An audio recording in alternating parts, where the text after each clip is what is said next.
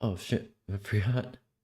I forgot to open. I was focused on make sure stream is set up. I forgot to literally open Fire Alpaca. Hello everyone. Welcome to today's live stream. Today we're just gonna be doing some art practice. Right now we're gonna be working on drawing background characters. This is gonna be interesting for me because I usually just draw like illustrations of just either one or two characters. I try to do illustrations of two characters in the same picture. It's more it's more complicated than anyone would give people credit for. It's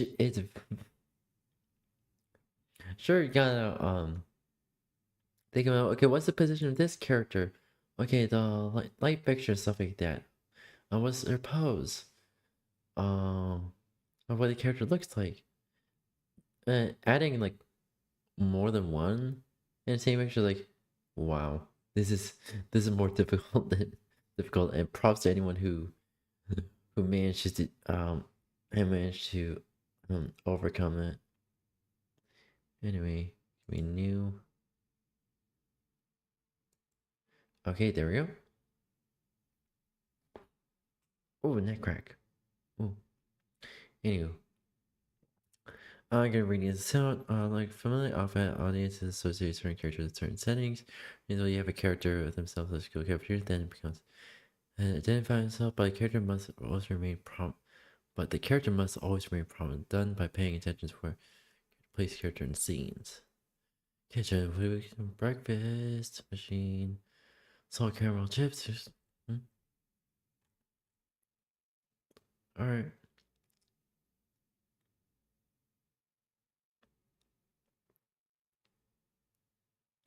Kitchens are built with rectangles of varying sizes. Table side. Yeah, hips level table there. Narrow in the perspective. The table is chest level.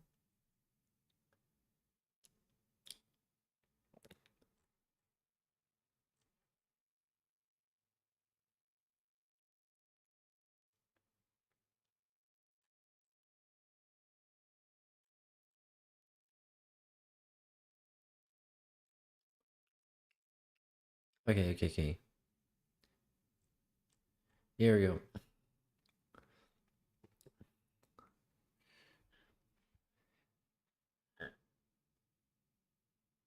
No. Alrighty. Hold on, one more real quick.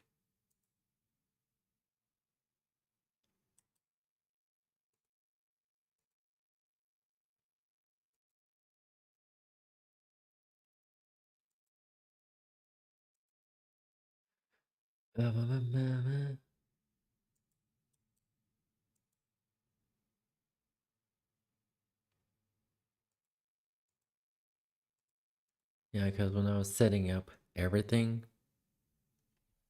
huh?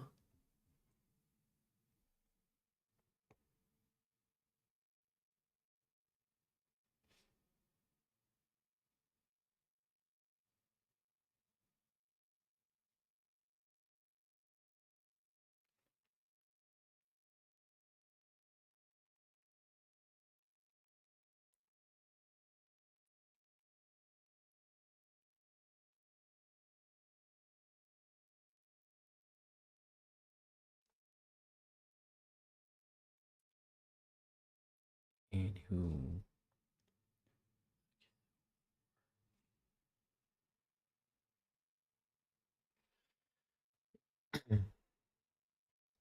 Anyway, let's get started on this. We're gonna be doing basically not going to be putting any color onto this. Yeah.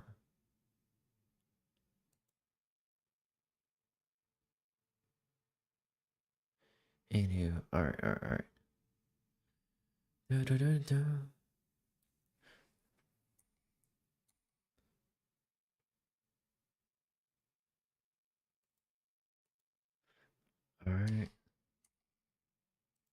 Alright.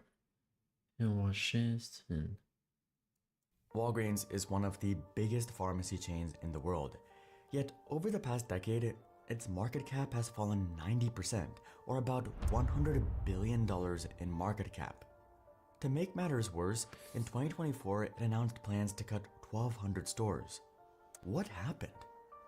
As it turns out, it's not just Walgreens or one big scandal, but something much deeper. The entire industry is going through a metamorphosis, which might make things worse for all of us. right now we need. To understand what's really happening, we have to understand the mechanics behind pharmacies. In the US, there are two pharmacy titans, Walgreens and CVS. To most people, they might as well be the same company, gigantic chains of slightly more expensive pharmaceuticals. But there is an important difference, which explains why Walgreens is dying. Walgreens was seeing slow and steady growth from $12 billion in 1996 to $77 billion in 2014, but they wanted to grow bigger. So in 2014, they completed a merger with another gigantic pharmacy, Alliance Boots in Europe. The new Walgreens Boots Alliance was now a titan, from a market cap of $57 billion to over $100 billion. But after the merger, even with much more revenue, things didn't look so good. Earnings initially doubled from $3 billion to $6 billion, but then they quickly began to decline. Then in the 2020s, they went into freefall. Now, let's pivot to CVS, who had a very similar path until 2006, where they acquired a company called Caremark. Not a pharmacy, not a health insurance company, but a pharmacy benefit manager. This will become important later. Then, in the late 2010s, they began to ramp this up. They acquired the health insurance company Aetna in 2018 for about $69 billion. Then Signify Health in 2023 for $8 billion, a home health and care coordination company. And then Oak Street Health, who provided primary care clinics, for $10 billion. CVS had big plans and very different to Walgreens. Now, let's jump forward to today. Things are pretty bad in the US pharmacy industry. But how bad? Well, looking at Walgreens' revenue, it doesn't seem bad at all. After all, it reached a record high of $150 billion in 2025. But let's look closer. Revenue is still growing slowly, but Walgreens' profits have gone cliff diving. $7 billion in profit in 2021 to a $4.6 billion loss in 2022, and by 2024, a loss of $13 billion. Its share price has dropped 90%, and in 2024, it announced plans to cut 1,200 stores, including 500 in 2025. But what's even stranger is how different this is to CVS. CVS has stayed profitable, and despite some drops, has stayed far above the red, with $10 billion in profit in 2025. Yet, between 2022 and 2025, CVS also closed 900 stores, and that trend is continuing. And Walgreens is on track to close 450 locations this year. The pharmacy giant says it's part of a larger plan to close 1,200 underperforming stores over the next 3 years. What's going on? Walgreens and CVS are closing stores left and right, yet only Walgreens is dying. What's happening?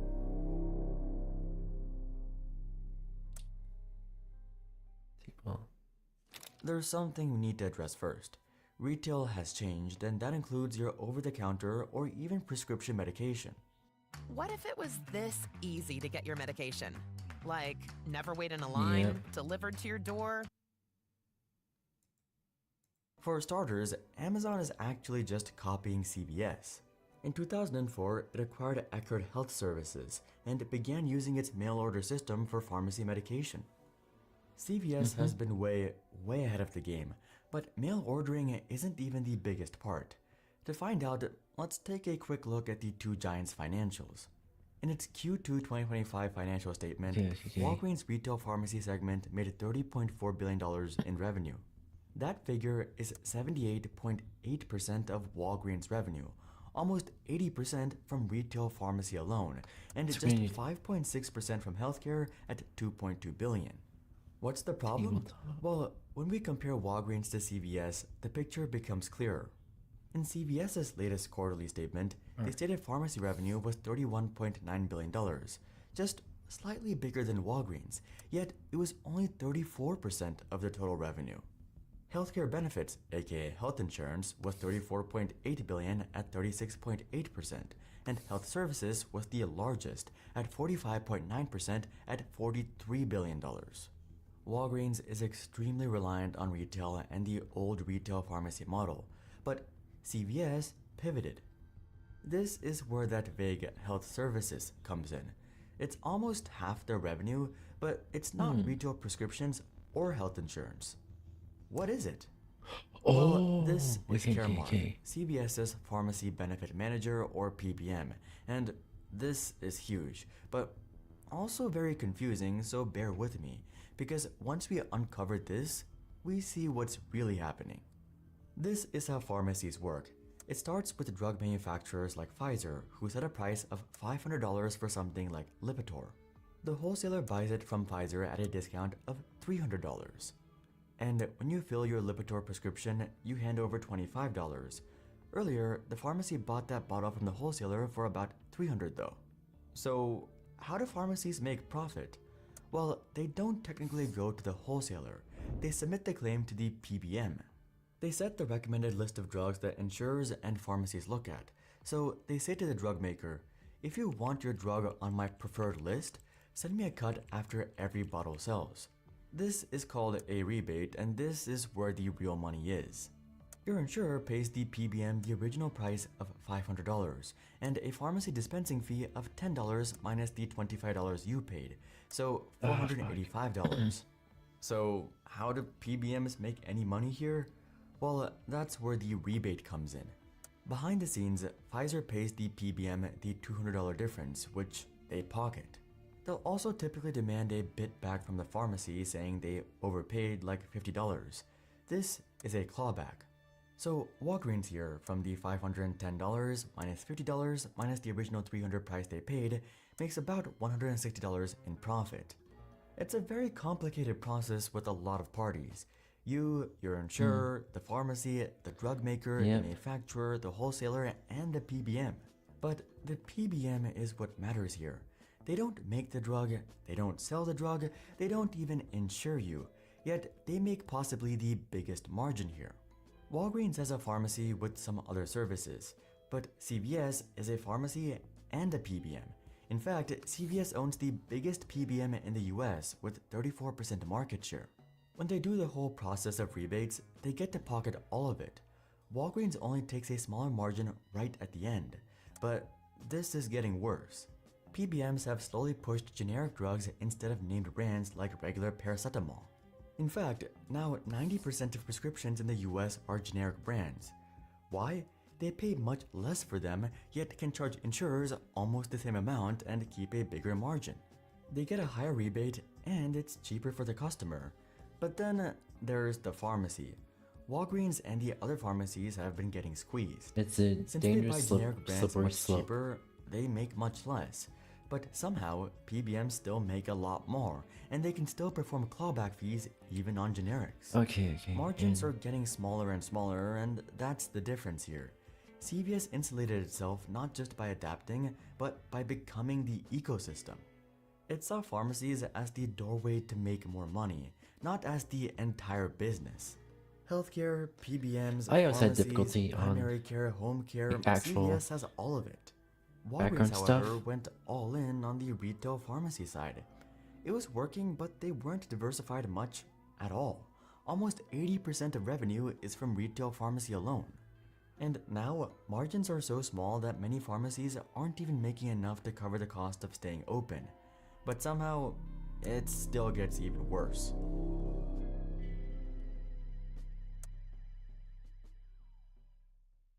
As of 2024, nearly 30% of all drugstores in the US have closed compared to a decade ago.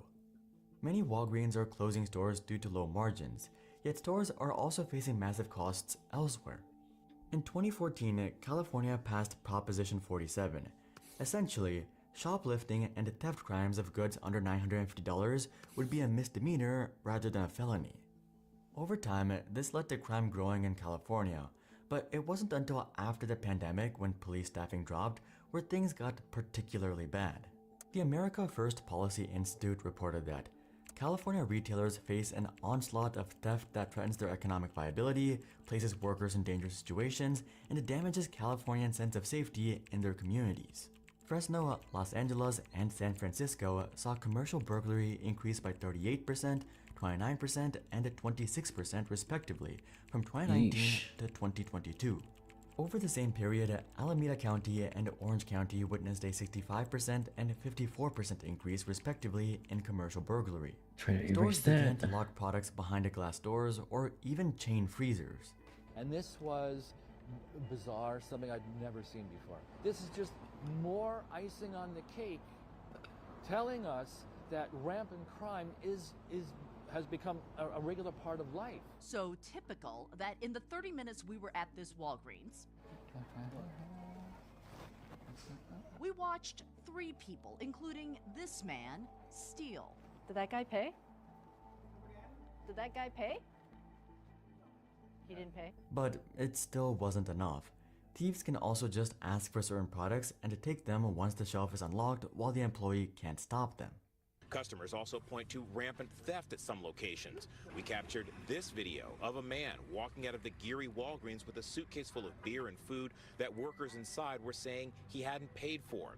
The cost of theft for many stores was too high, and many began to close, including Walgreens. But beneath all of this is another massive consequence.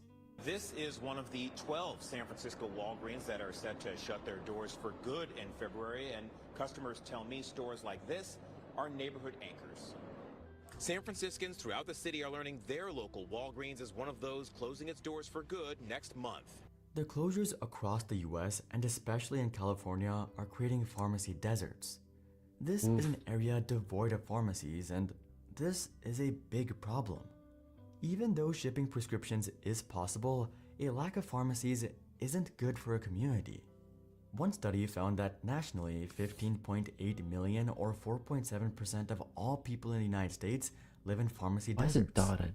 The lack of drugstores makes it harder for people to access essential medications, vaccines, and health advice. Seniors who need the most medication need to walk further to access care. Those in pharmacy Why the fuck deserts is it have a dotted when I 3% do drop that? in medication adherence and suffer worse health, and have 2.7% higher emergency visits. Is it because of this as you line? would guess, these stores aren't closing in high-income areas with multiple pharmacies.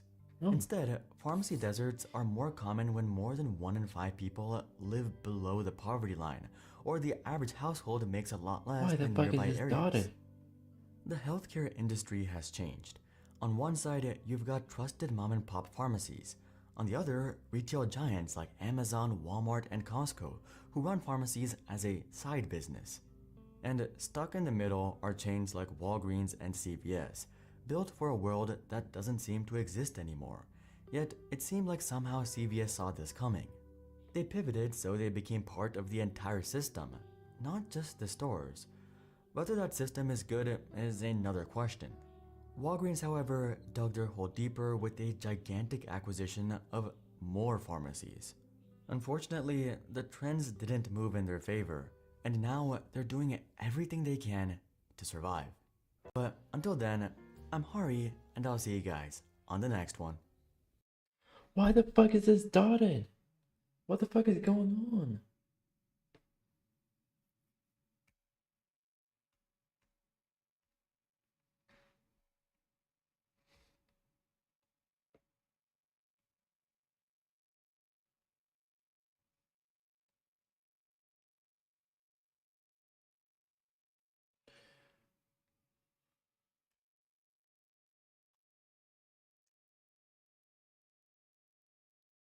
Oh, this fixed it.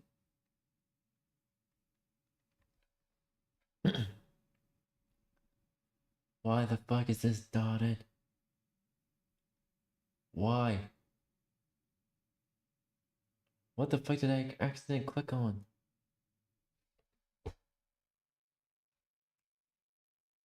Okay, that works, but that just...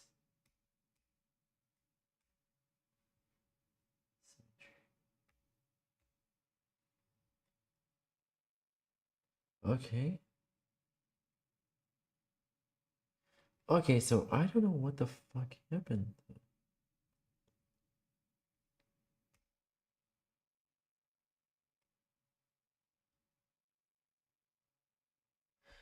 Okay, then what the fuck happened?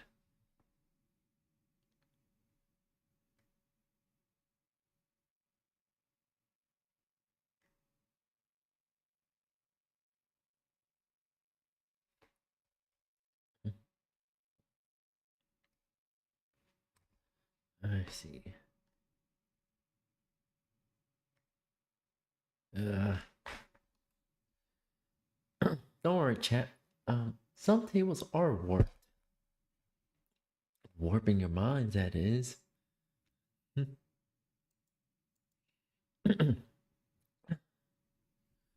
Hold on. Some tables are warped, chat, but some of them are warping your minds as well.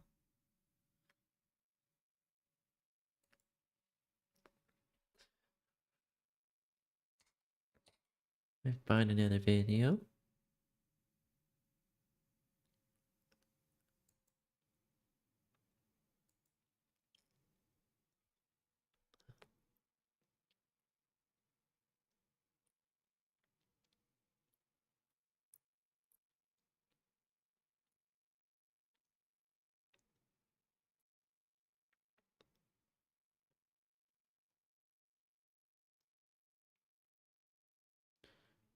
All right.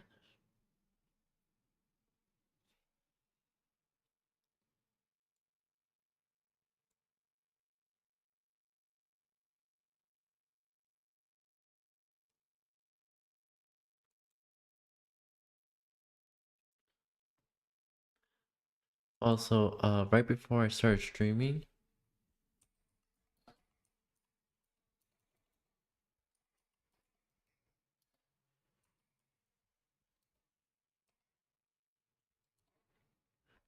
here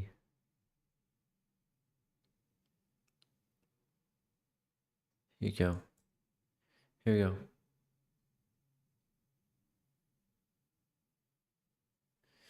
So right before I start, oh come on, what the fuck is going on now?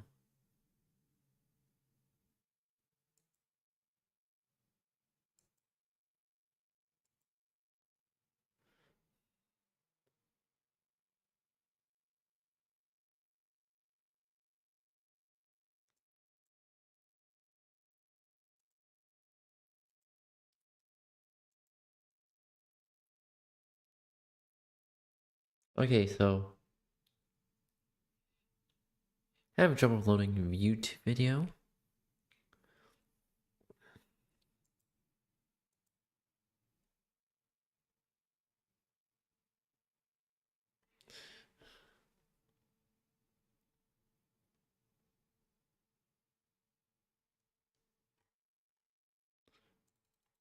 Okay, so there's been a massive situation going on at 𝙂𝙀. Oh, come on. Thank you. Alright, here we go.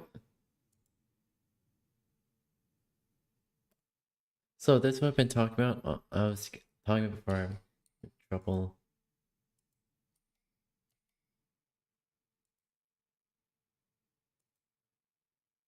I was actually alerted to this like 16 minutes after it happened. Thank you to someone in my Discord, I think it was Deaf Disciples or whatever.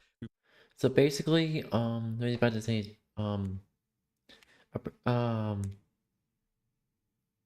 apparently, Ironmouse is suddenly quitting or leaving 𝙂𝙀 because 𝙂𝙀 is refusing to pay out the money that is owed, not to her, but to a found the blah blah blah immune. I had this pulled up. I literally had this pulled up.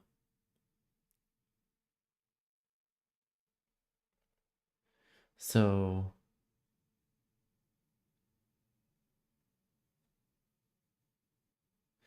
basically, she claims that the agency owes her basically a significant amount of funds, as well as over 500K to the Immune Deficiency Foundation. So she was doing a fundraiser, and researcher says, "Yep, we're not gonna pay this out." So 𝙂𝙀 greenlit the fundraiser, and then suddenly they don't want to pay it out. Which is all kinds of fucked up. This is literally a company-sized version of the completionist situation, but worse. What the fuck is going on with this? Pinged me about this because this is absolutely huge and it's crazy. It's lit. Oh my goodness. Can I not play this? It seems like we have another scummy VTuber company on our hands here, and it's 𝙂𝙀. And the latest news is that Ironmouse has This is why I left never 𝙂𝙀, trust corporate, never which is gonna crazy. be Obviously, over the past couple of days, we've been seeing never other joining people an leave. agency. For example, like Zentraya, who's also had a very big part. You know, alongside just being the most self-sufficient VTuber, started. I think soon gonna be starting to learn 3D modeling.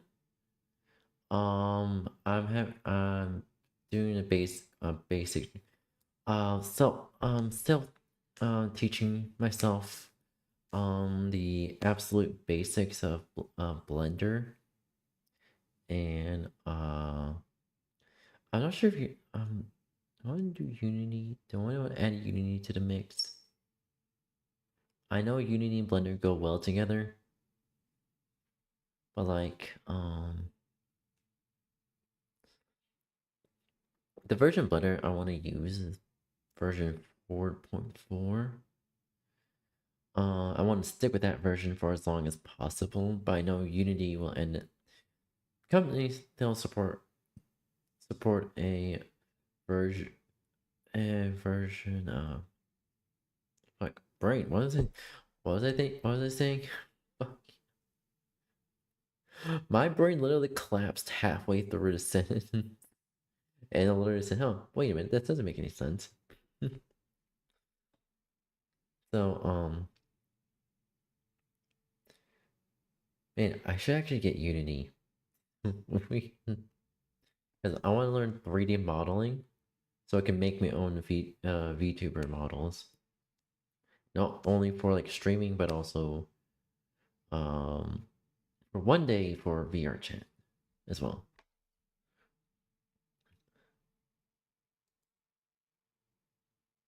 Oh, fuck you. vtuber, and also people like Giga as well, who have also left. Now, I don't know if any of that was to do with this situation that is going on, but what is going on is terribly serious. It's serious. Obviously, Ironmouse put out to my community, I love all of you dearly and thank you. This is a tweet that she put out recently after she put out this video called Why I Left vtuber. I definitely recommend you guys go. Oh, she actually...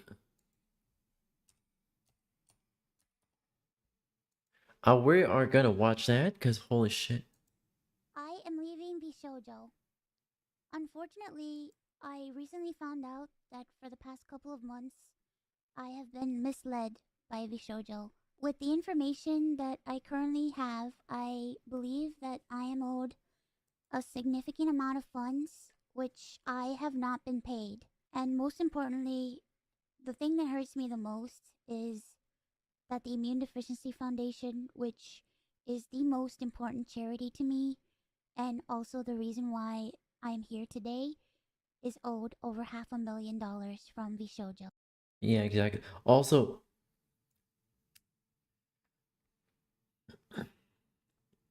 so because of this, vtuber can very well be under government scrutiny and be legally liable for charity fraud.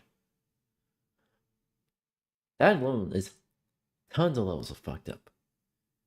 As for Ironmouse, I'm most likely the case that she's going to have her legal team sue the ever-living shit out of vtuber for the amount they owed and for misleading her.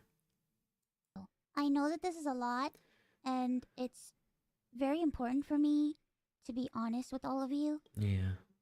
I really want to tell you everything, but unfortunately right now, I have been instructed by my attorney to wait for more of the legal procedure to unfold. So one day, I will be able to tell you the full story. But for now, shit. I just need to let you know that I will no longer be a part of vtuber. If you give me a moment of your time, I just want to tell you a little bit about myself.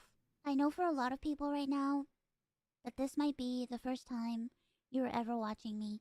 I became a VTuber because I really wanted to make friends. I was very lonely due to the fact that I have a primary immune deficiency disease called CVID.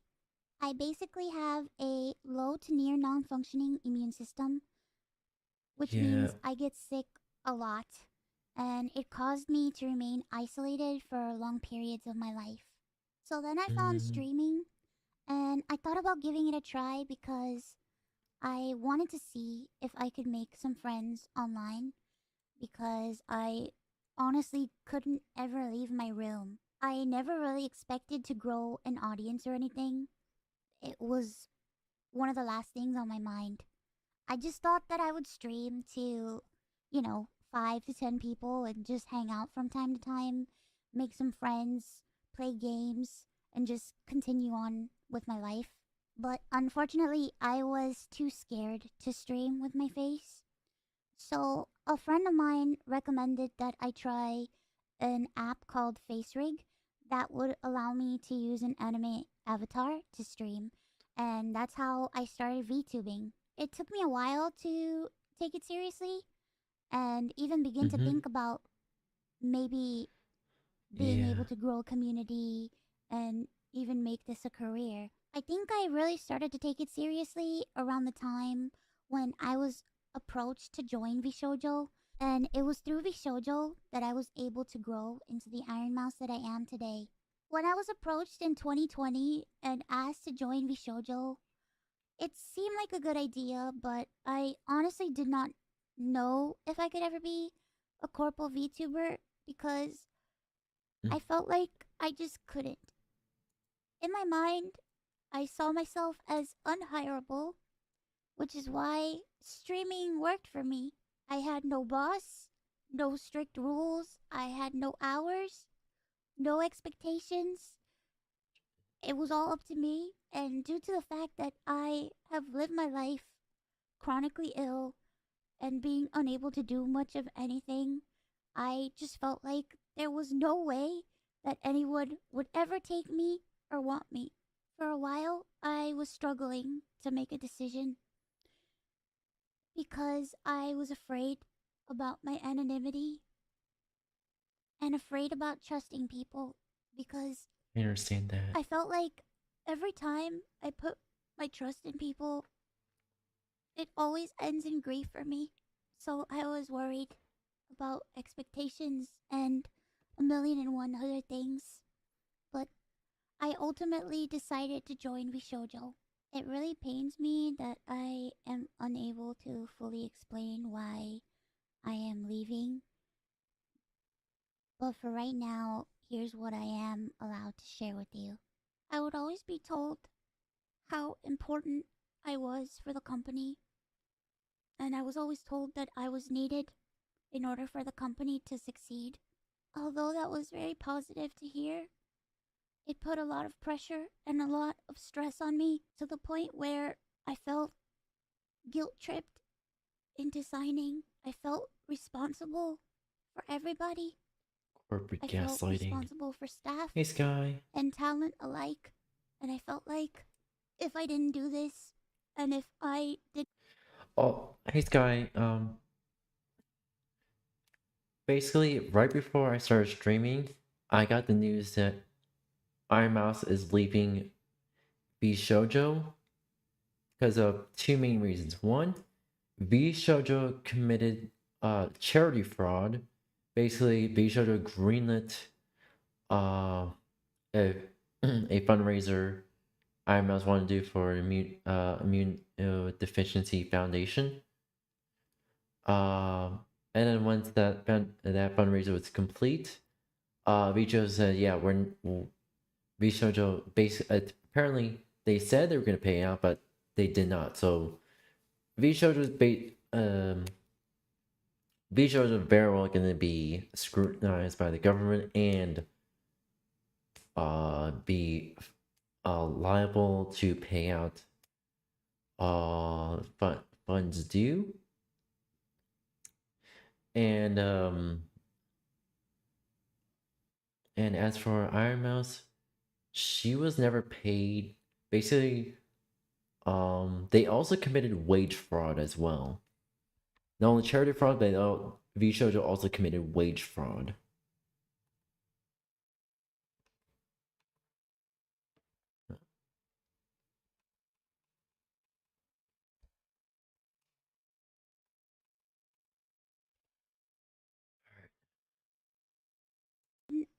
stay.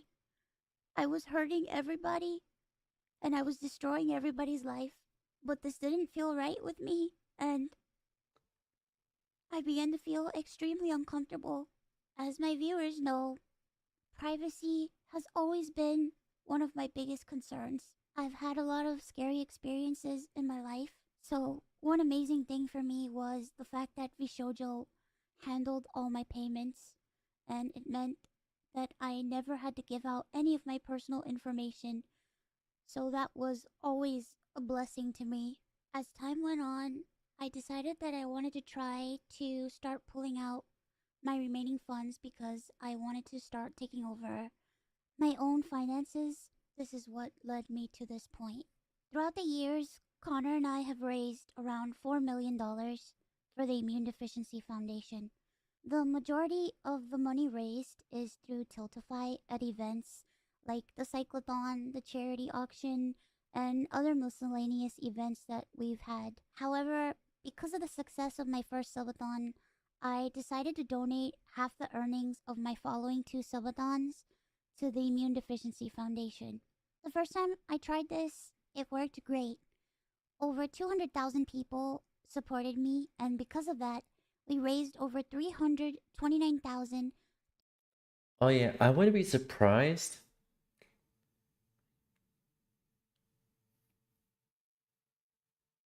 I wouldn't be surprised if they're also committing tax fraud as well. Because with wage theft and wage theft also, with the wage theft thing, oh, that's already serious. But I wouldn't be surprised if they also committed tax fraud as well.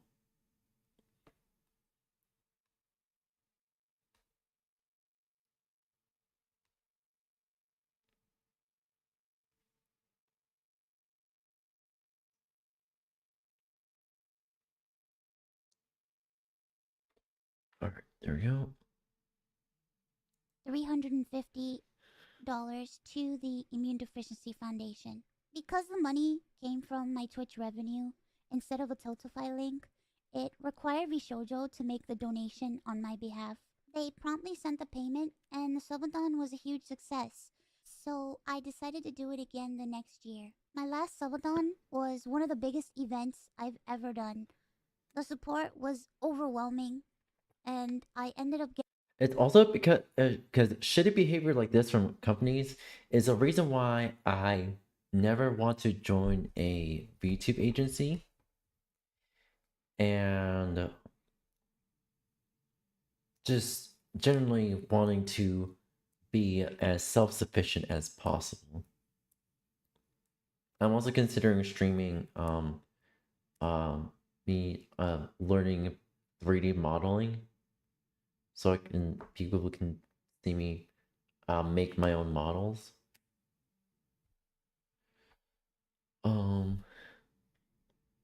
If anything really,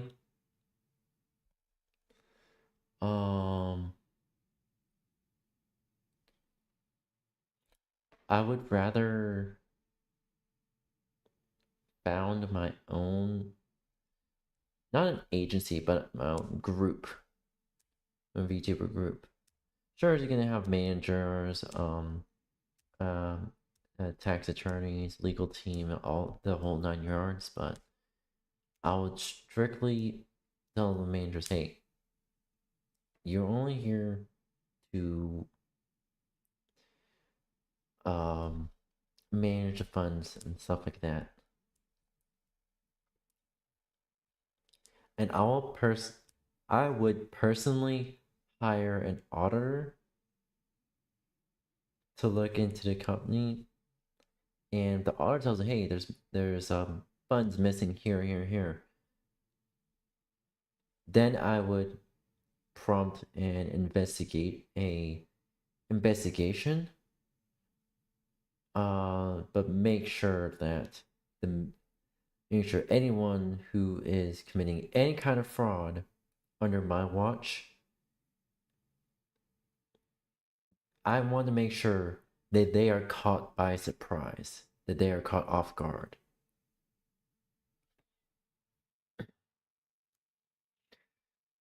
This is why so many people have trust issues. Jesus fucking Christ. Getting over 300,000 subscribers and breaking the all-time sub record. But this also meant that we had raised $515,000 for the Immune Deficiency Foundation. I once again asked vtuber to make the donation on my behalf, but unfortunately, still a year later, vtuber has not paid the charity. The Immune Deficiency Foundation means the world to me. Connor and I have both spent a ton of energy, time, and resources raising money for charity. And we're both so proud to be able to say that we've raised nearly $4 million for charity. We almost always raise money for the Immune Deficiency Foundation. They help people with primary immune deficiency diseases, or PI, which are inherited disorders where a part of the body's immune system is missing or doesn't function properly, which makes people like me more prone to infection, and this includes over 450 different conditions. The Immune Deficiency Foundation is a charity that is near and dear to my heart and has a particular significance in my life. When my health first started getting really bad, the Immune Deficiency Foundation helped me immensely when I really had nowhere else to turn. I was terrified. I was lonely and I was confused.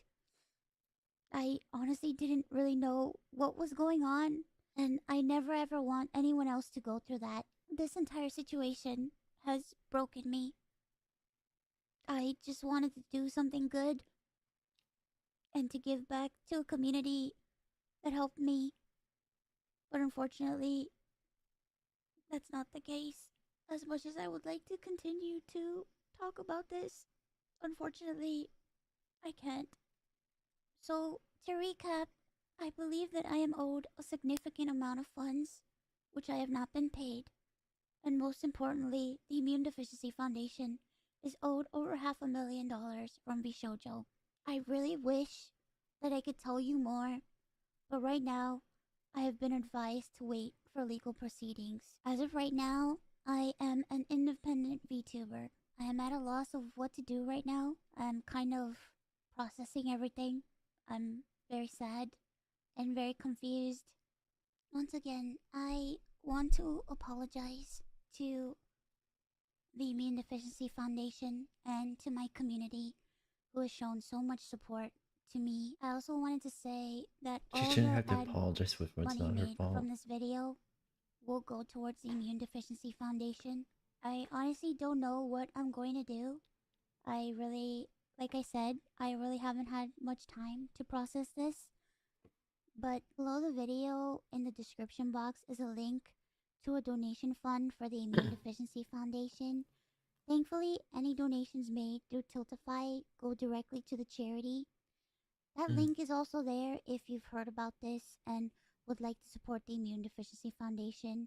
Sometime this month, I plan on doing a special live stream in order to raise money for the Immune Deficiency Foundation. I hope to have a ton of friends joining me, and hopefully there'll be a lot of singing and a lot of fun and just a day full of happiness. I just honestly really want to show that after all of this, that VTubing is a force for good. So thank you guys so much for all the support, and thank you so much for taking the time to watch this video.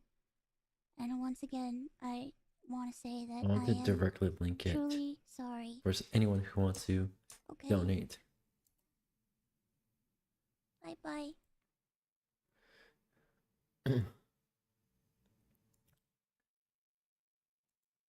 And as for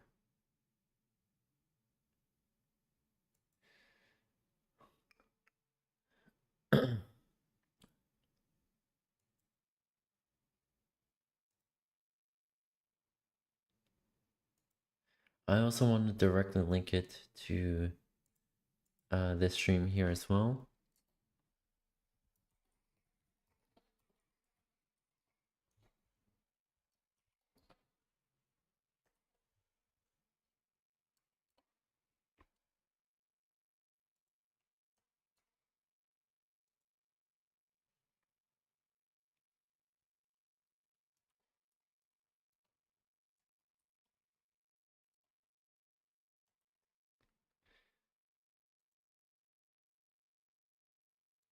There we go.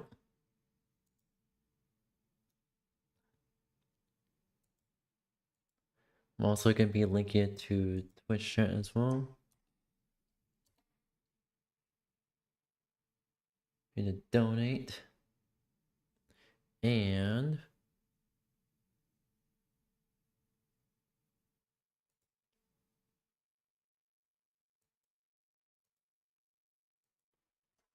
Vic will also get it. As the video itself.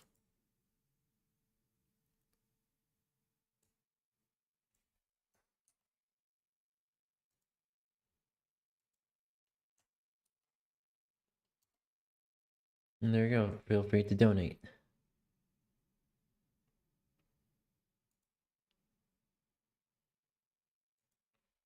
Twitch chat itself.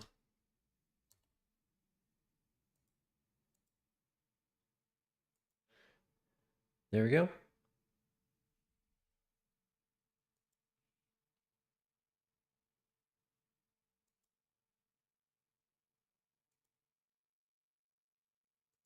I myself do not have the money to donate, but hopefully someone does have the money to donate.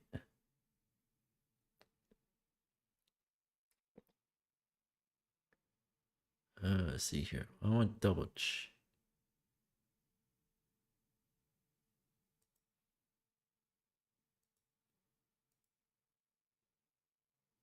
All right.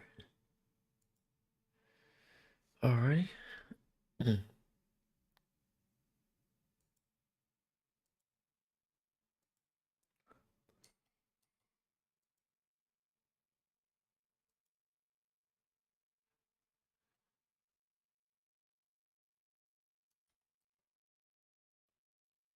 All right.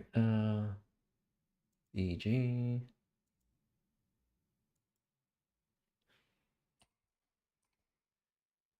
Table.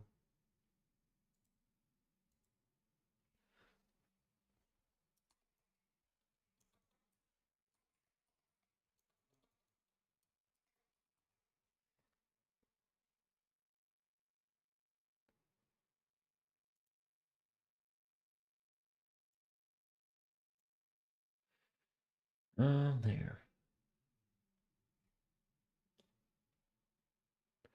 There we go.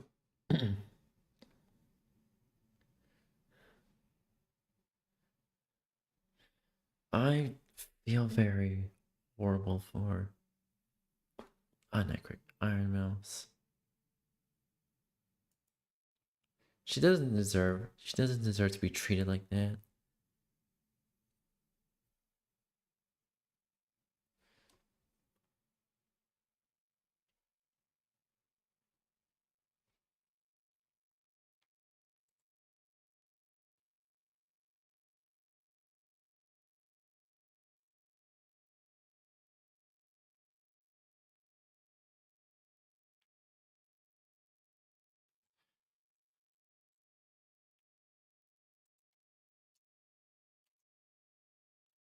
I wonder if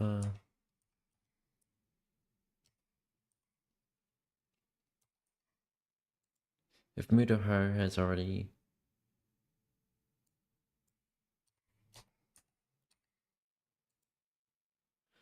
or Charlie. Not yet. They both haven't covered it yet, but that is fucked up. That is fucked up.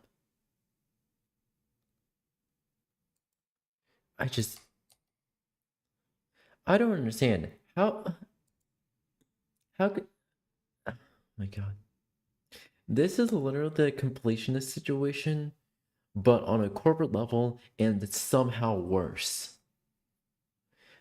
That's how bad this is.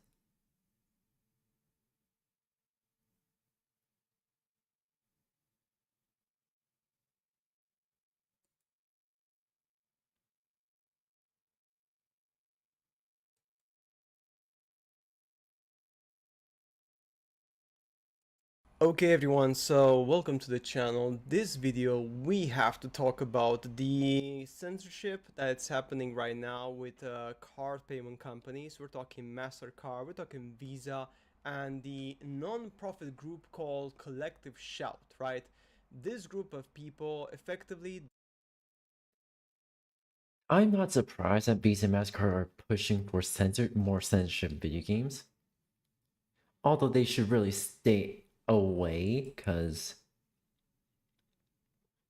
we will one day find a way to bite back. Not just fight back, but bite, as with a B. It's just like fucking god. And this has been happening for a long time. Not just with video games, but with pretty much anything. And this is very reminiscent to the case with Flipper Zero. On the government blocking shipments of it. Also, but as well as banks everywhere is blocking blocking anyone from purchasing it. Luckily, I got mine before all that happened. I pretty much I have custom firmware on it, This is I have a part. This one, the customer I have is basically privacy based, and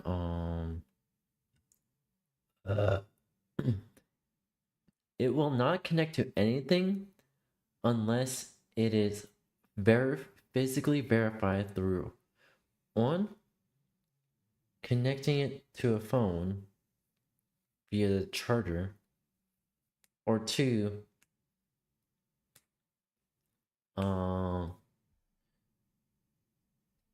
like it will not like. Pretty sure this is programmed in a way. No access will be given unless it is plugged in to a phone that was that was verified with, and then after that, I'm able to use it. I also reason why I what is it? Alongside with the YubiKey, I also use the Flipper Zero as a security key.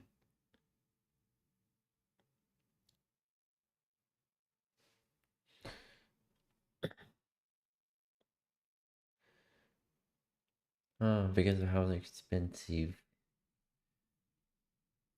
I give credit YubiKey because YubiKey base as fuck with their security. Unfortunately, older models now have a vulnerability where you can literally emulate the security key. Holy fuck. So hopefully the newer models don't have that issue anymore, at least for now.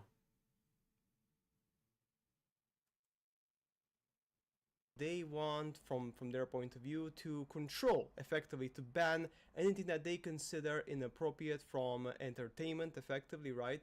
They want to be the new voice under the guise of avoiding sexploitation or effectively content which is abusive, as you can see here, right, on Steam. Just most recently, for example, were really shouting and winning because after a successful campaign and over 70,000 petitions to get rape simulation game No Mercy pulled from gaming platform Steam, I mean, honestly, this was like kind of their fault. I mean, why would you put that game on Steam? I mean, common sense, right?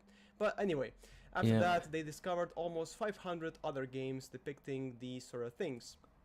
Now, there's a problem here because we have some other evidences which show that this censorship is going a bit crazy. So, in the recent post, look at this one here. This is from Grooms. Let me just go to this one here. Yesterday, Vice requested specific details from Collective Shout on Steam games that, per the organization, depict child abuse as of yet. The group has not clarified which games portray this subject matter and how. As this reporter covered yesterday, it seems incredibly unlikely that any adult Steam games depict underage characters in these scenarios. Valve previously pulled a visual novel over a hidden, inaccessible file on an 18 scene with a character that Valve considered underage, even though the game's publisher denied the claim. So then what happens, the following is that the payment processing companies right now, so Steam has changed its rules effectively, and now in Steam you cannot add any more of these adult games because it may violate the rules and standards set forth by Steam's payment processors and related card networks and banks or internet network providers, in particular certain kinds of adult-only content. You know what else is fucked up? Is that the fact that payment processor can literally block you from purchasing something that they don't approve of, regardless if it's beneficial or not.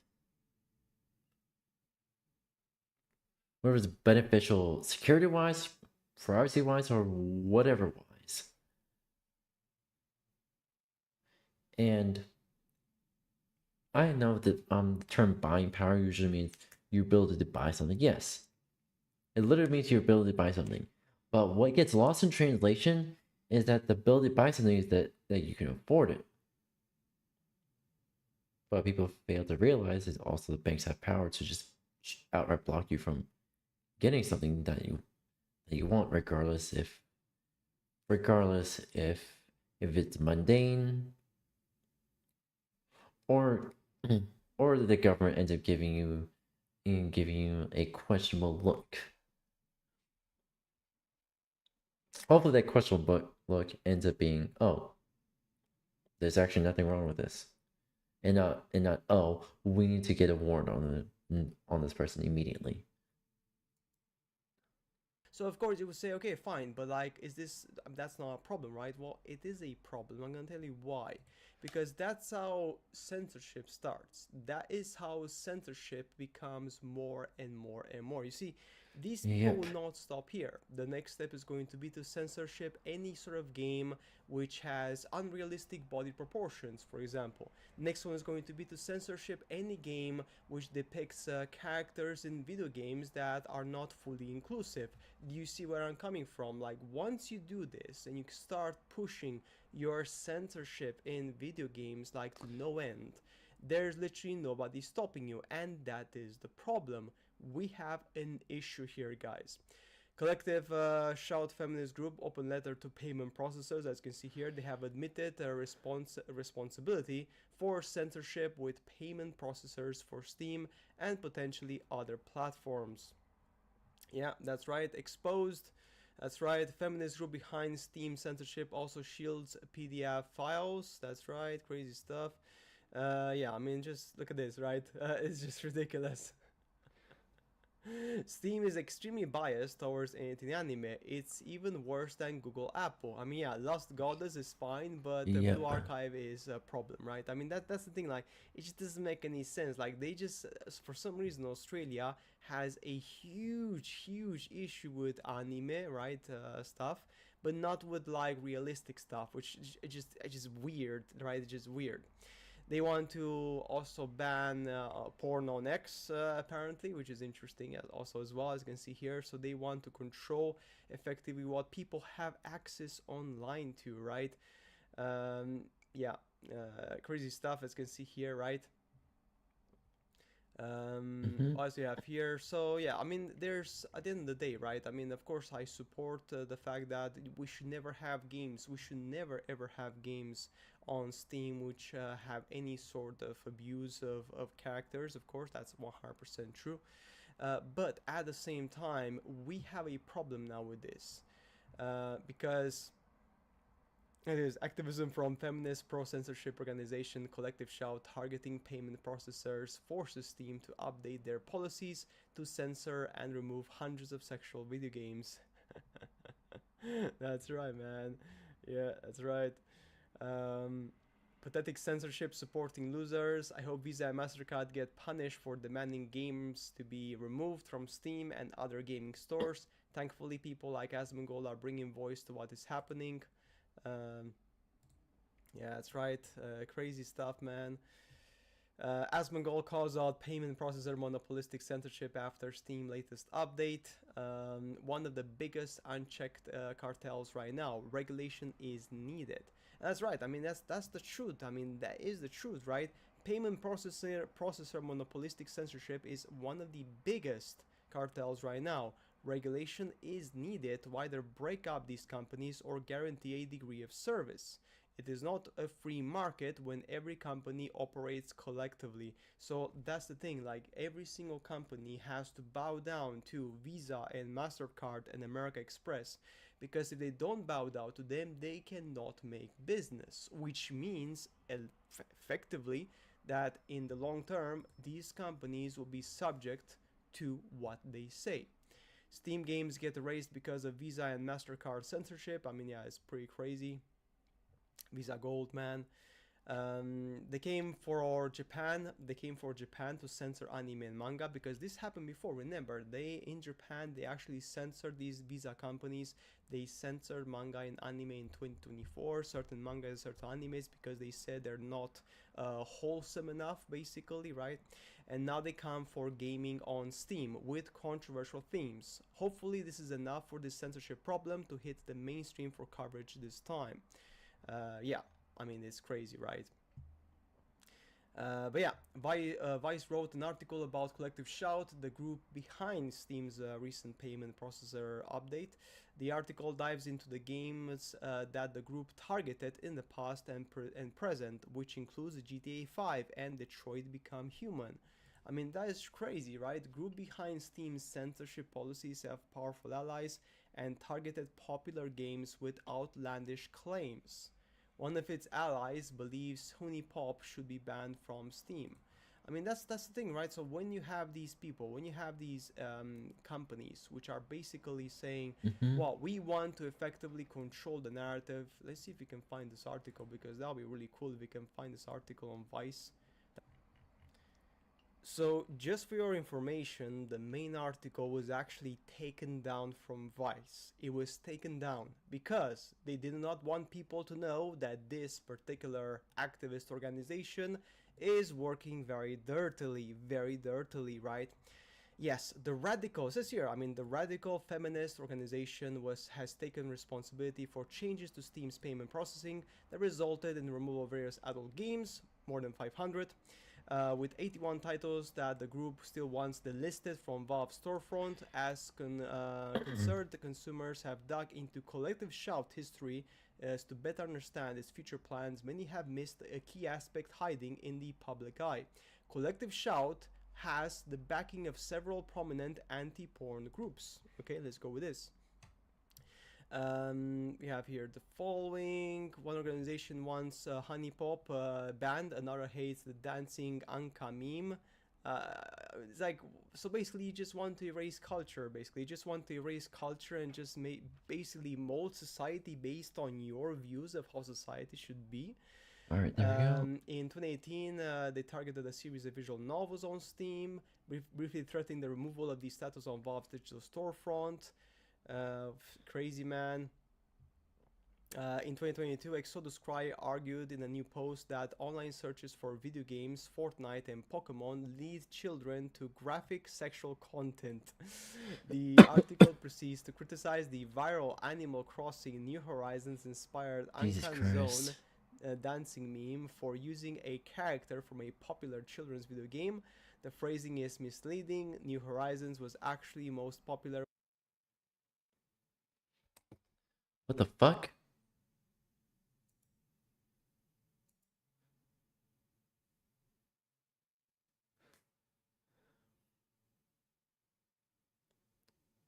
Bruh.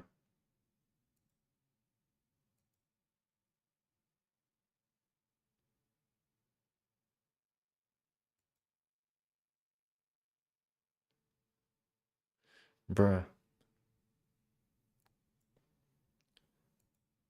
It's at 360p. 360.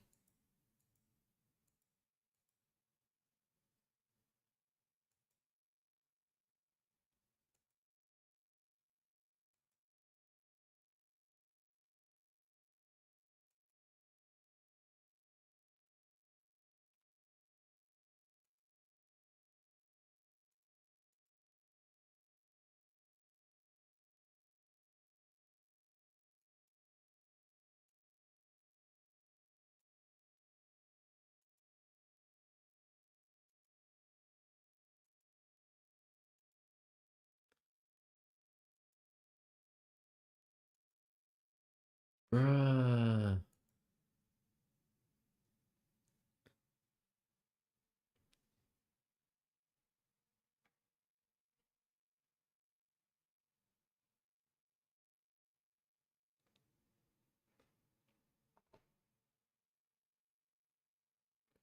What the fuck?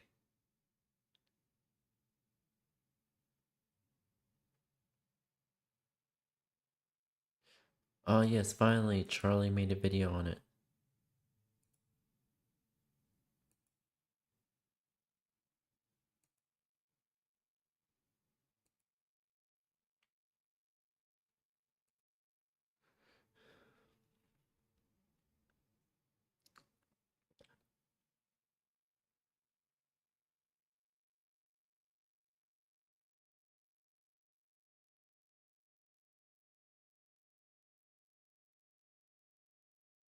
Wait for it to load a bit.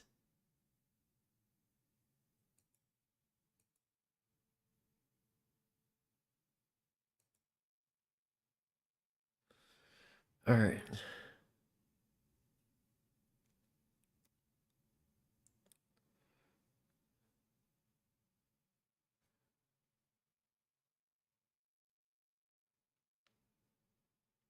Can I load anything, please?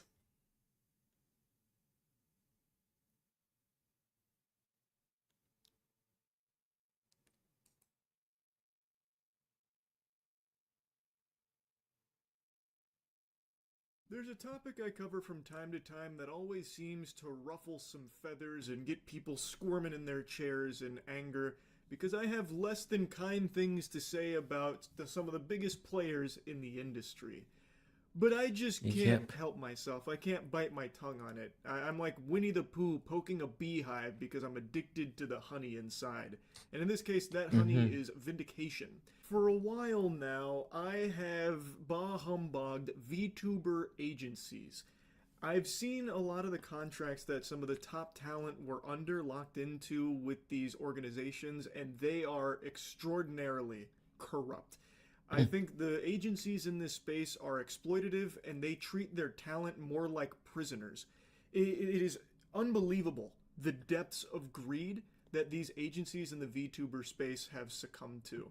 But before I dive deeper into the spaghetti and the meatballs on my disdain for VTuber agencies in the industry, I would like to give you the catalyst for why I'm talking about it again today. It's because Ironmouse just made a really sad video about why she's leaving 𝙂𝙀. 𝙂𝙀 being another huge player in the VTuber space. They are a massive agency that's represented some of the top talent. Unfortunately, I recently found out that for the past couple of months, I have been misled by 𝙂𝙀. With the information that I currently have, I believe that I am owed a significant amount of funds, which I have not been paid. And most importantly, the thing that hurts me the most is that the Immune Deficiency Foundation, which is the most important charity to me, and also the reason why I'm here today, is owed over $500,000 from 𝙂𝙀. For those that don't know who Ironmouse is, she is one of the biggest streamers on Twitch in terms of subscribers. She even broke the all-time subscriber record, and she has a primary immunodeficiency disease. She has CVID. So she does a lot of charitable work for this organization, and apparently she's just discovered that 𝙂𝙀 hasn't fully paid what they owed her personally, and they haven't paid the money that they owe to the charitable foundation that she was fundraising for, something that she does often, but 𝙂𝙀 is required in this process because they handle her money in certain cases, which is not uncommon in the space. Like, I'm going to get deeper into like a lot of things with VTuber agencies that I've tiptoed around quite a bit in the past, but I don't want to like fully go into the weeds of it here. But let me just go ahead and explain where that number's coming from, the $500,000 owed to charity that 𝙂𝙀 still hasn't paid. They promptly sent the payment, and the subathon was a huge success. So I decided to do it again the next year. My last subathon was one of the biggest events I've ever done. The support was overwhelming, and I ended up getting over 300,000 subscribers and breaking the all-time sub record. But this also meant that we had raised $515,000 for the Immune Deficiency Foundation. I once again asked 𝙂𝙀 to make the donation on my behalf, but unfortunately, still a year later, 𝙂𝙀 has not paid the charity. So in a nutshell, Ironmouse ran a subathon. It was extremely successful and raised a ton of money, hundreds of thousands of dollars for the Immune Deficiency Foundation. And 𝙂𝙀 did pay it out the first time around, but when she came back for the second time the following year, it was even bigger. It broke records, and it raised over $500,000 that were supposed to go to the Immune Deficiency Foundation that has still not been paid out to the charitable organization to this day, according to Ironmouse. Now, I've seen a little bit of confusion, people wondering why would 𝙂𝙀 even be handling that money in the first place? Why wouldn't it just come directly from Ironmouse since it's her Twitch? Well, that's where you get into the really stinky territory where in a lot of cases these agencies they handle the finances of the talent. Like, they put their grubby paws on it before the talent does. So it's not uncommon in the space for the agreement between talent and agency to have the agency directly handle like their Twitch subs and their Twitch revenue and their Twitch ads, that kind of thing. And in the full video, Ironmouse goes deeper into this, so I highly encourage you to check out the full thing for the entire scoop. But in her case specifically, that was actually kind of appealing to her because then she would be able to stay even more private because she really values her anonymity. So having 𝙂𝙀 involved in that process was actually kind of a big deal to her. And for previous fundraising through Tiltify, it wasn't a problem, but when it came to the subathon money, since it was going through Twitch subs and everything, it meant 𝙂𝙀 was going to be involved in this process, and the first time it was fine, it apparently went off without issue, but this time, when the money was even higher, well, some kind of screws must have went loose over there at the 𝙂𝙀 headquarters. I guess that shit just fucking burst into flames or something, and they just haven't got around to it. They're still putting out some fires, and they'll get to it any day now. 𝙂𝙀 would be responsible for donating that money on her behalf, an obligation that they still haven't fulfilled all this time later, according to Ironmouse. It's diabolical, withholding over $500,000 to charity, and also withholding money that Ironmouse is allegedly owed as well. And what's even crazier is how unsurprised I am by it. Now, full disclosure, I didn't know too much about 𝙂𝙀's inner workings. That was one of the few agencies I wasn't super privy to on like the behind the scenes of. But I'd always heard good things, but I always had skepticism because of how the industry functions at the agency level from the other ones I know. And this kind of dirty, scummy, greedy business is just so standard for these agencies in the space. It is sickening. Now, 𝙂𝙀 is going through big turbulence right now. They're losing some of their top talent, like even before Ironmouse's video. About a month ago, they made a post about how 𝙂𝙚 was going to be departing 𝙂𝙀. And then just 48 hours later, they announced 𝙂 would also be leaving 𝙂𝙀, one of their original members. So there's definitely been some, curious Georges out there wondering what's going on at 𝙂𝙀 that's got everyone leaving. What's this exodus from 𝙂𝙀 all about? Fun fact, 𝙂𝙚 is actually with us at Cheeky now. We're not like a VTuber agency. That's not what I'm trying to get across. Our soap. She really likes our soap, Cheeky soap. All right. So she's partnered with us at Cheeky, and she's an absolute sweetheart. That's what I was trying to get across. The point is, some like really good people have been leaving 𝙂𝙀, and now Ironmouse have dropped this video about some very alleged scummy practices here at the 𝙂𝙀 corporate level, and I don't know how 𝙂𝙀 recovers from it going forward. They haven't made a statement yet. It's still a little too fresh as of me making this video. I'm very curious what they're going to say about it. If I had to spitball, I would imagine that their next play will be donating that money to the charitable foundation. I imagine they donate the $515K to the Immune Deficiency Foundation or whatever the exact number was. I bet they'll do that to desperately try and save face. I don't think the community will respond well to it because it's very clear that they're just doing it now because of the public pressure that's being exerted on them. I don't know how they move forward with a good reputation. I don't think all of their talent's going to leave overnight. I imagine a lot of those contracts, in fact, I'm confident a lot of those contracts lock them down for quite a while with like some non-disparagement clauses in there and everything. Like I bet there is a lot of things at play where the talent won't be able to leave even if they really want to. And I can only hope that the community here doesn't start attacking the 𝙂𝙀 talent for staying, because I imagine in a lot of cases they don't have a choice. Now, that's kind of the situation in a nutshell, but I want to dive deeper into agencies as a whole. I've kind of teased it a little bit throughout the video. And I know people like to talk about VTubing as a whole, like it's some kind of niche that's not mainstream. That couldn't be further from the truth. It is a multi-billion-dollar industry, and it is so lucrative. And these agencies have swooped in and made sure they are the ones getting the lion's share of that money, and they'll kind of trickle down, drip feed a little milk from their titties to the talent that's under their umbrella. And what's even more disgusting is they fed people shit and gave them a taste for it, an acquired palate, normalizing their greed, where the talent, the ones that are actually gathering the audience, the actual VTubers, they don't see most of the money that they bring in. the agency does. That includes merch. That includes their Twitch subs. That includes YouTube revenue. Pretty much any piece of the pie that has dollars, doubloons in it, the agency is the one that's got their fingers in it, and the VTuber gets pieces of it, tiddlywinks. And I think it is so ass backwards. It has always rubbed me the wrong way, so I've always talked very negatively about VTuber agencies, much to the chagrin of the VTuber audience. The audience that watches VTubers is very loyal to their favorite creators in the space. So they get very upset when the 5'6" Florida man Neanderthal shoots spitballs at the agency that represents their favorite VTuber, because the community, like the relationship between the agency and the VTuber, is one that's supposed to be built on like a tight connection, like this partnership, almost like a family. But nothing could be further from the truth. It's about as much of a family as like the prison warden is to the prisoners. I just think it is completely unacceptable the way a lot of these agencies treat their talent.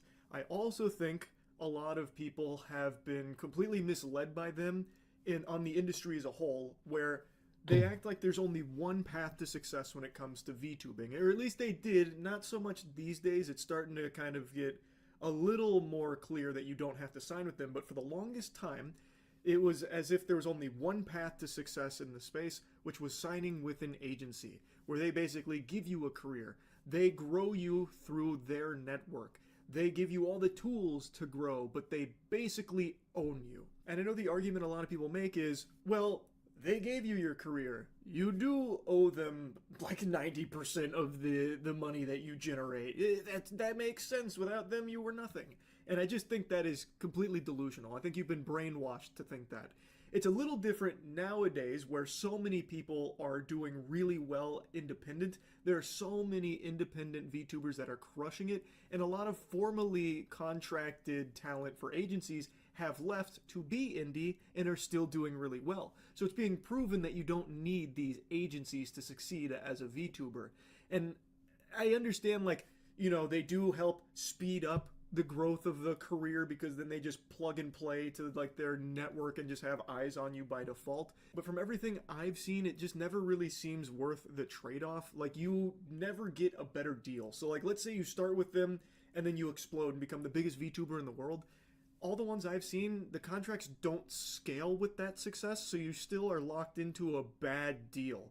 And now the agency just makes a killing off of your success, and you kind of stay in the same spot, more or less.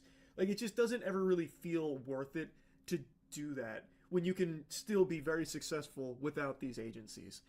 And it just sucks to see that it is still so common that these agencies are greedy scumbags, like in this case here with 𝙂𝙀, apparently. But anyway, I just wanted to yap about this a bit. That's about it. So yeah.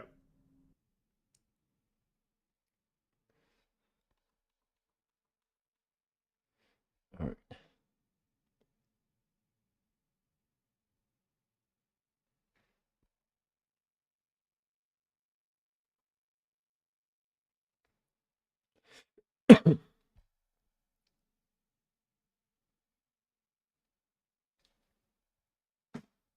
Yep.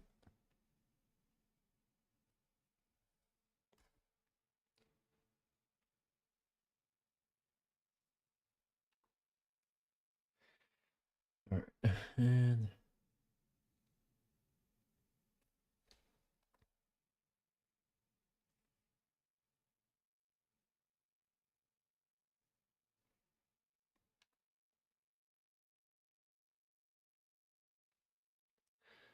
alrighty.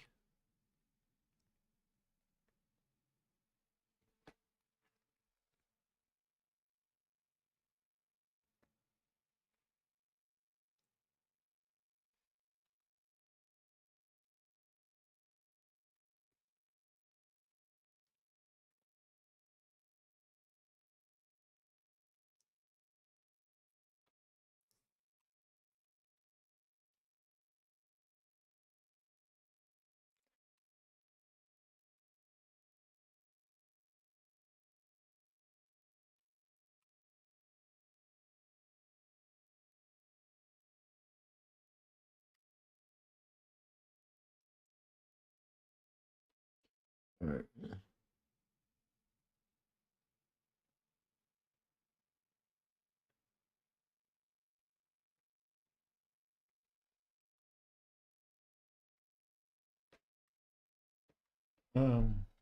let's just say that 𝘂𝙀𝙣 is gonna learn real quick that the IRS does not take too kindly to tax fraud. So essentially doing what they did, they essentially shot themselves in the foot either way.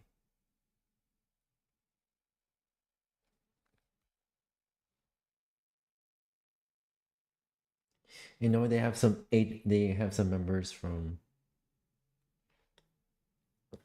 I think Iris is Canadian, right? I don't know. Regardless, they essentially just shot themselves in the foot by doing that.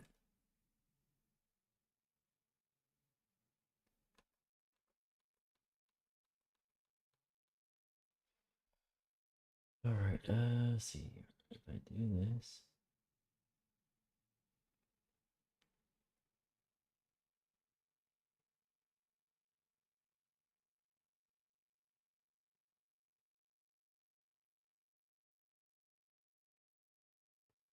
Alright.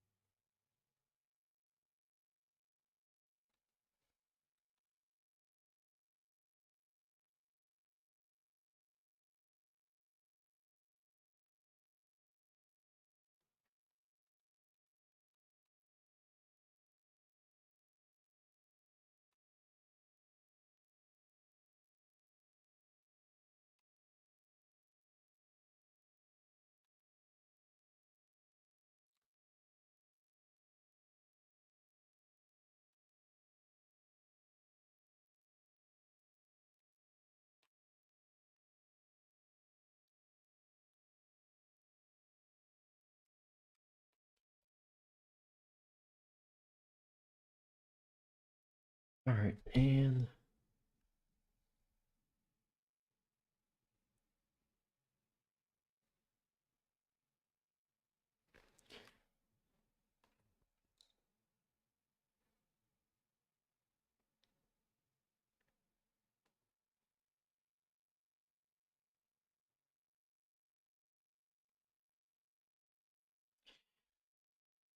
alright.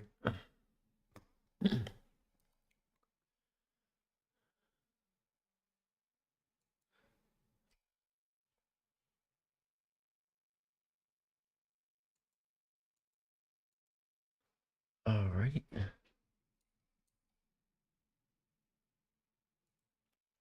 No, correct.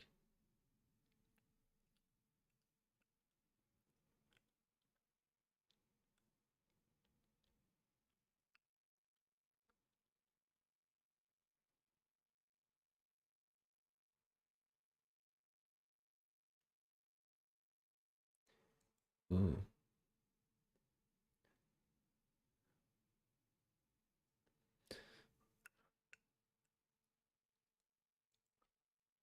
Real quick.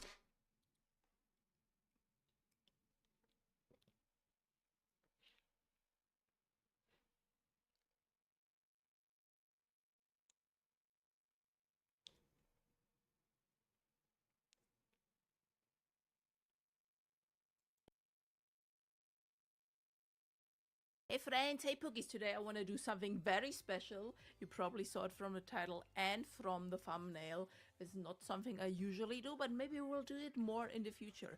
So, if you like my content, you probably like content from other trans creators as well. Guess what? There's not only one German VTuber trans creator, there are at least two!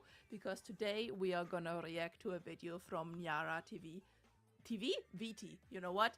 𝙂𝙗 is another trans woman in Germany who's doing content as a VTuber here on freaking YouTube and I think on Twitch as well. I watched the first like 40 seconds of a video, and we'll go over there in a second, but then I stopped and was like, there's probably going to be like a nice video in here. And some of you already watched Nyara. You basically told me in the comments, you were like, oh my god, I found a second German trans VTuber, that's crazy. And so yeah, I do want to do that video to basically push some positivity her way. So let us hop over to the browser version and do the video. So who is Nyara? You can see right here, Nyara VT. Basically, she has the green name, which is because of like Shinigami Goggles or something. If you use that app, rate my channel positive as well. What are you doing? I want a green YouTube name as well. The extension is, I think it's called Shinigami Eyes, and it basically shows trans positive people as like green. And this does not only work for YouTube, it also works for like websites and stuff.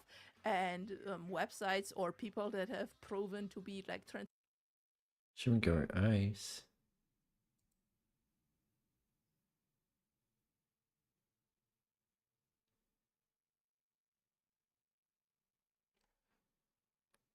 Hold on real quick.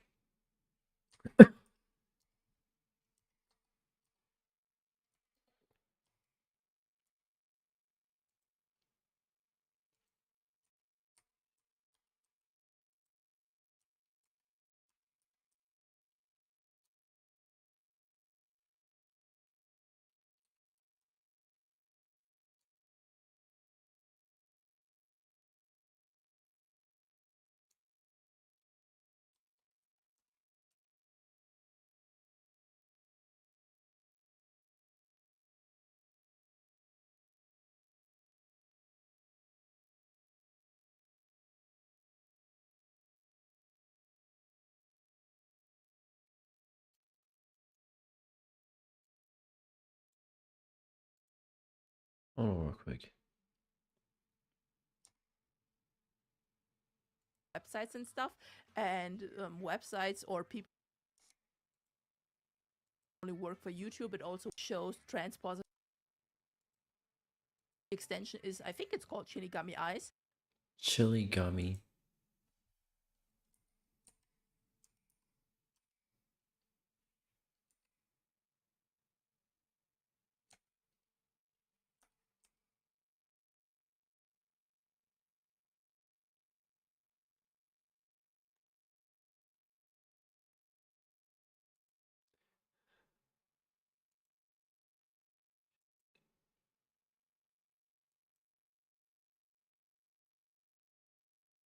Okay.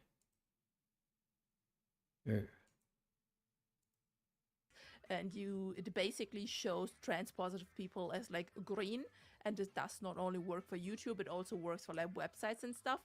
And websites or people that have proven to be like transphobic, it shows them as red, right? Like for example, I can very quickly show you, if we go to YouTube right here, let's say Asmongold, he should show up as red, right? So yeah, so example, Asmongold would show up as red, but then if we Okay, I'm probably not gonna. At first I thought that was gonna be base. I was gonna install it, but like, oh, okay. I like her as well as Asmongold.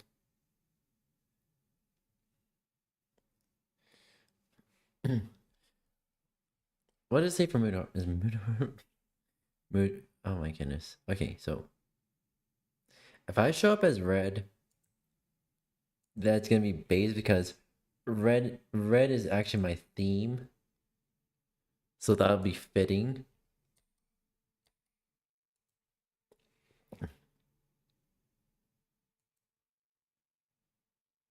go over to Fairy Princess Lucy, she shows up at screen, but obviously this only works if users report those channels as either positive or negative. So how about you rate my thing positive? Because if we go to Sharon, and yes, I have like a lot of look, it's no color right now. I want to be green.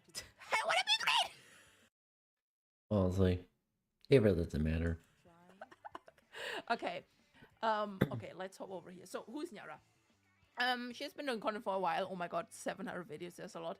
There's like a lot of links you can go to. Alright. You will, obviously, I'm gonna link her channel down below, and you can decide to Anywho. go there as well and do things as well. And you see here Germany, and swears by that she's not a cat. I will dot that. You know what? Cat.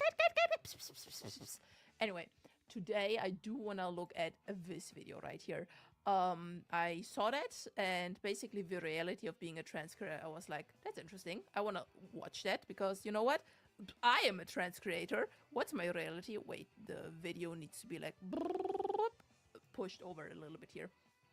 And I watched like the first 40 seconds of this video, and then I decided maybe it would be like nice to watch it together and give some commentary and like my experiences as well, right? So let's start.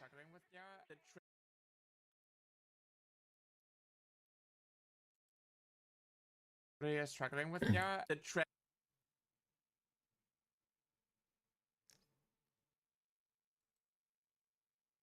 in the VTuber community is basically to use me as a punching bag in order to get picked up by the worst types of people. I only found you because Baldy was crying about you, and if he hates you, then you must be good. It's hit or miss.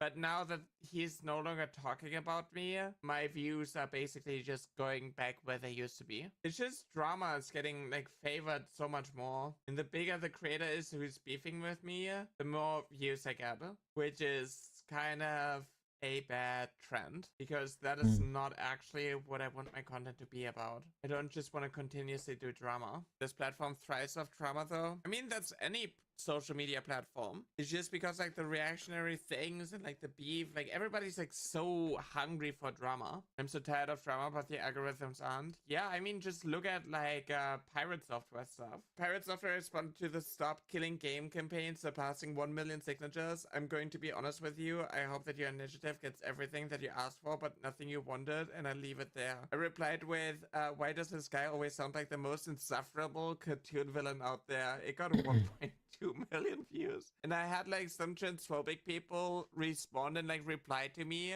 with like, bro can't even break 200 views. That's insane. Oh my god, Gremlo! Why are you doing this to me?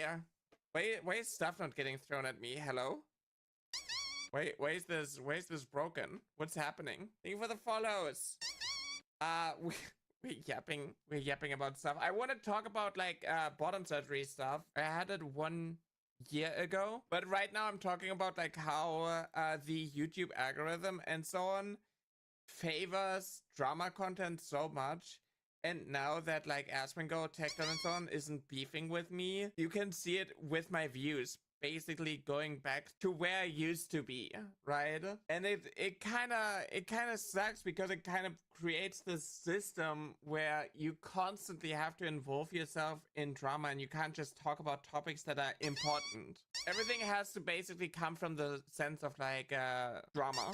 And the bigger the creator is that is in my thumbnail, you know, the amount of creators in my thumbnail, the better my video does. I was also mentioning how like, especially VTubers are like viewing me as like some punching bag. It's just like a lucrative thing to like start going after me in order to get picked up by the right-wing crowd who are like obsessed with me. Because anyone who goes against me is like their friend and needs to be like supported. I would not want you to be in the center of another storm of drama. I feel like I have to. Like, if I want to get my content out there, I feel like I have to get used to literally just being the punching bag. And I'm only like successful as a creator. I only get like the views and favored in the algorithm if I'm literally just defending myself. That is like my destiny as a trans creator who's like vocal about like trans issues. Like a lot of the people who subscribe to my channel are not actually interested in other videos, like in the videos in general where I do not talk about drama. Yeah, you will grow on your own. You don't need to be a punching bag. I don't know. Like, I just don't want to like continuously do drama, because it basically makes me codependent on awful creators, and me basically having to like regurgitate the same talking points over and over again because I already dismantled their arguments and they are not going to engage with my arguments in general. But it's just like incredibly frustrating to like all the time post a video because like the YouTube studio is like telling you that like, oh, compared to the last 10 uploads that you had, this one performs the worst. You're just being bullied by like the platforms, by like the analytics and stuff, and it's so difficult as a content creator to like not look at that. There will always be a punching bag in the sense that she is a bottom. Wow. I do have a new schedule for this month. Next week I'm actually being on hiatus, but I will still be posting new videos, so exclamation mark YouTube. And if you're like interested, I'm actually like trying to like talk about the struggles of men. I'm trying to like teach men that I'm not actually, just because I'm a feminist, a misandrist or something. And I'm like trying to be more empathetic and sympathetic towards men. So I made like this video how men become incels, how young men fall down the right-wing pipeline. Being a man sucks. The reason why society neglects men. Giving a different perspective as a trans woman who was socialized as a man. I do believe that there are like some things that are kind of brushed under the rug and not being talked about when it comes to like being a man, and everything is like brushed off with oh, you still have male privilege, oh, this group has it worse, which is also something that I experience as like a white trans woman, because there are always like some groups who are struggling more. The problem that I see is when men talk about their issues and expect women to fix it. It's like, oh, I'm unhappy because I don't have a girlfriend. I'm unhappy because dating apps are a problem. I'm unhappy because women's standards are too high. Can you not just, I don't know, be happy on your own and then find a partner? Because like it's incredibly difficult to find a partner when you expect them to fix your issues. But this is something that the manosphere is never going to teach. The manosphere is going to teach you that no, it's feminism, and actually women shouldn't have a career because then they are not dependent on men, and that is why you can't start a family because women are independent. This is also like something that women are being taught. It's like, oh, you are depressed. Oh, you have struggles. You just need to be pregnant. You just need to start a family. Yeah. Oh, you are in pain. It's because you need to be pregnant. Your body wants you to be pregnant. Like things like that. It's never about like you're unhappy, you're struggling. Do you have like supportive friends? Do people reach out to you? Do people hang out with you, or do they always want something from you? My mom told me yesterday my antidepressants make me trans. Yeah, okay, that makes sense. And my vaccines make me left-handed. Yeah, and we're not having any copyright stuff like that. Anywho. Alrighty, let me just a bit little too. Alright. Alright,